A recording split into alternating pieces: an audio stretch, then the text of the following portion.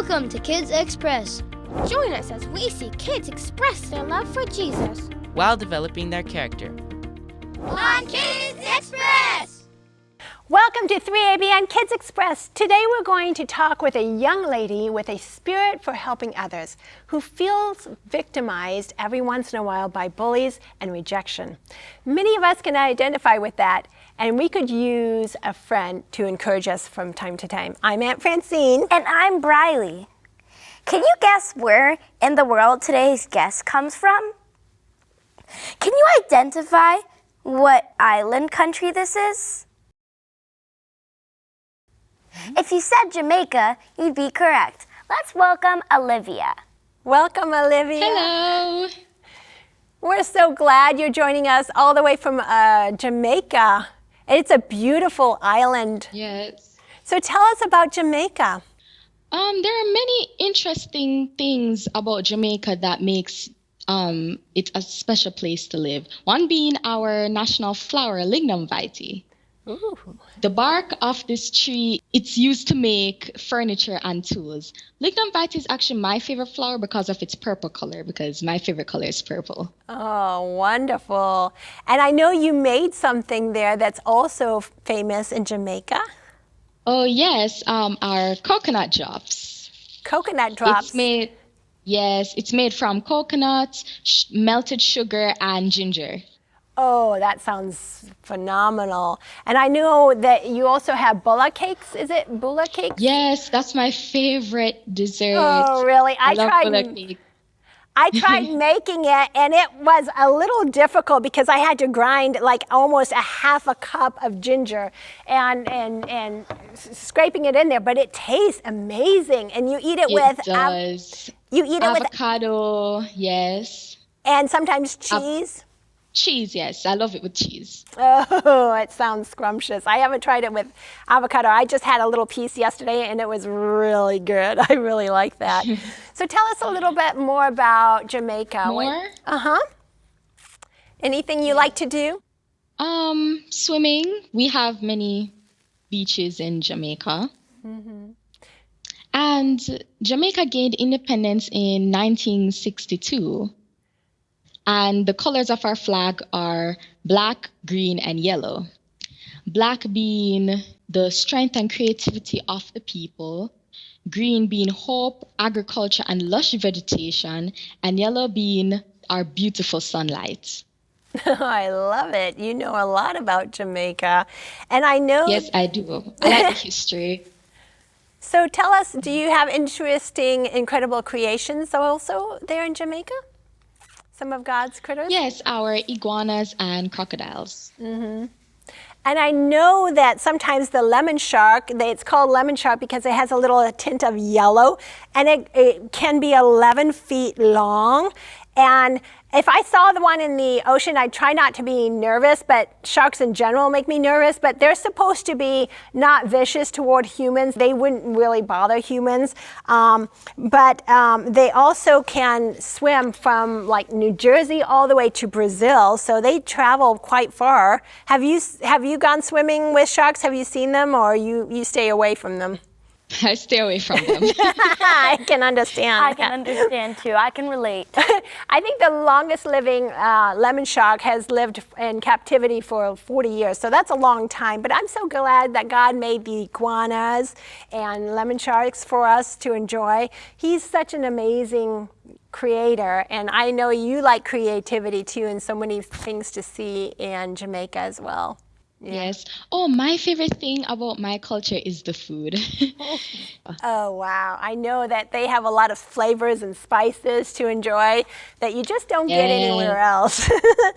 So tell us about how you share Jesus in your community. I know you have a special talent. Can you tell us about that?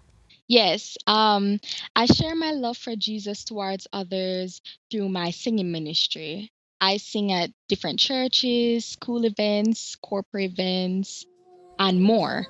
I also do a lot of online ministry locally and internationally. Yeah, and we have a sample of you singing like that. And you do a wonderful job, and people love how you share Jesus. What's something that you learned when you're sharing Jesus with these people? For example, some of the examples that you gave us, like singing. Yes, this journey, this ministry that I've been doing for so many years has taught me that no matter what you're going through, this is for Jesus. Mm-hmm. You're doing this for Jesus, and you may find hiccups and obstacles along the way, but you keep your mind focused that it's Jesus you're serving. Mm-hmm. So you don't pay attention to the negative, but the positives. Yeah, you're right. And moving forward in that. And I appreciate that. So tell us a little bit about something that you said something about even when it's hard. Have you felt rejected sometimes, or do you feel disappointed? And talk about how that helps you grow spiritually. Yes, it does. I'm homeschooled, so my interactions are very limited. So I yearned for friendship, but through these interactions, I was rejected. I was hurting. I cried out to the Lord, and the Lord took me on a journey where I now have my personal Bible study before I Bible study with my family. And this experience has taught me empathy towards others, being able to understand them on a spiritual and emotional level. And my friend was being bullied in school, and I shared this experience with her, and I prayed with her, and I had weekly Bible studies with her for a period of time, and now she prays to God on her own each day, and she's not being bullied at school anymore. She's in a better place. Oh, wow. So you really helped her overcome, because you felt like you were rejected, and you could relate and share with her about your faith as well. How powerful is that? Yes. So what's something that your friend has learned too? How were you able to witness? She has learned to trust in God. Despite the obstacles she encounters and the challenges she faces and the people she encounters too. I think all of us can relate that sometimes we all feel rejected, and it's important to know how to do what you need to do to overcome that. Jesus loves you even more. So what's something that you've learned out of rejection and your walk with Jesus, for example? Through reading the Bible, I have come to an understanding that this Christian journey is to serve God and serve others. In order to serve others, you must understand them. And this experience has taught me how to do that. I have strengthened my faith, and I know who to turn to when I meet obstacles down the road. And also to inspire others and be an example for them, shine my light for Jesus. So what are some ways that, and Brylee, you can pitch in anytime you have a question for Olivia, but Okay. I'm just, do you have a question for her or not yet? Not yet, Okay. but I'm sure I will have Okay, questions. so when you're working with other people, for example, and you're sharing your faith, how are you growing spiritually to move forward in faith? It's really hard to move forward in faith when you see those obstacles, and I want to talk about that because I know sometimes we can get depressed and feel frustrated, and then we want to be able to be with other people that also believe like us. So like you're witnessing, but you know, it's helpful to be with other people and in growing our faith. What's something else that you do to help grow your faith?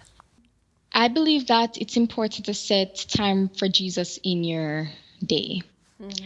I know that we all have different schedules and some may be busier than some, but I believe that you should set time for Jesus. This could be in the morning, maybe wake up a little earlier than usual to spend time with him, or at break during the day, whether work or school, or even before you go to bed.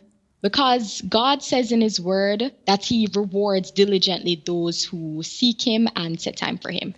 I think you made a very important point. And then even asking God for help, like to help us when we feel rejected, or like your friend was bullied, is going to Jesus and saying, I know that I need to depend on you. I don't even know what to say, but God will not judge those who necessarily don't make time for him, and then we'll come back to that in a little bit. But it's also, I also realize that sometimes we need to reflect. For example, when we're going forward in faith, do you ever make a note or a journal of what you've learned, like a reflection journal? Have you ever tried that? Yes, I have. I have a journal where whenever I'm reading a passage in the Bible, I write down what I learn and a scripture that I can memorize. Yeah, I like that because, and I want to share one of our Bible texts, and it's in 2 Chronicles. Brylee, can you help me find that? 2 Chronicles 20, verse 12. I'd like to do that because sometimes, you know, we're at a point where it's like, I need to move forward, I need to trust God, but I don't even know what to do or to pray for. Do you ever feel like that sometimes? Yes, I do. It's hard sometimes. I am going to be very honest with you. And it may feel even intimidating to share your faith with those that don't share the same faith as you. Go ahead and read 2 Chronicles 20, verse 12. O our God, will you not judge them?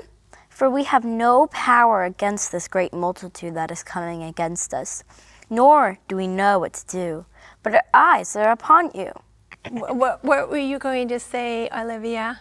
Oh, okay.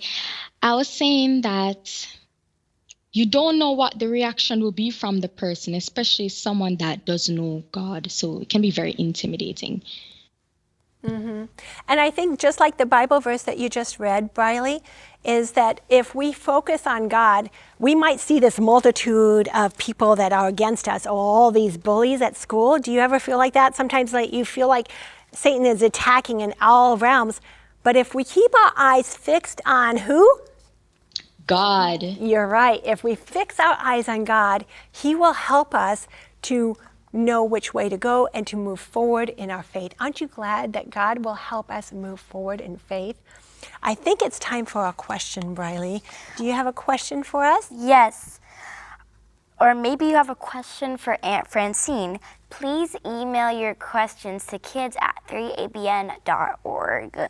This question goes to Francine from Sarah, who lives in Ohio. She asks, why do some people call you Aunt Francine? Oh, I love that question. I am called Aunt Francine because I had nephews and nieces that called me Aunt Francine, but also some of the kids that I was teaching, you know, and some of them were my relatives, they would also want to call me Aunt Francine instead of Mrs. Bergman when I was teaching. And so I just started loving the name Aunt Francine. And I like that because it shows a little relationship. So that's why a lot of kids now here at 3ABN call me Aunt Francine and that's special to me because I have to say that I really care about all my kids. And I want to have love for everybody, just like Jesus has love. So I would say, in short, that's why I'm called Aunt Francine, because all of you are special, and I want you to be able to talk to me like I was your aunt. Good answer. Olivia, I appreciate you helping us move forward in faith. And I want to be growing like you and being able to share with others how we can move forward in faith. So thank you so much. Is there something? You're welcome. Is there one last thing that you want to tell our audience about moving forward in faith? Don't focus on the negative or the people you encounter. Matter of fact, you can look at it in a positive way. That even my experience, I can now look at it positively and think, the Lord allowed this for a reason. I'm a better person than I was before. Yes, I love that, Olivia. And thank you so much for helping us move forward in faith. And we thank you for joining us on Kids Express. We'll see you next time. Bye. Bye.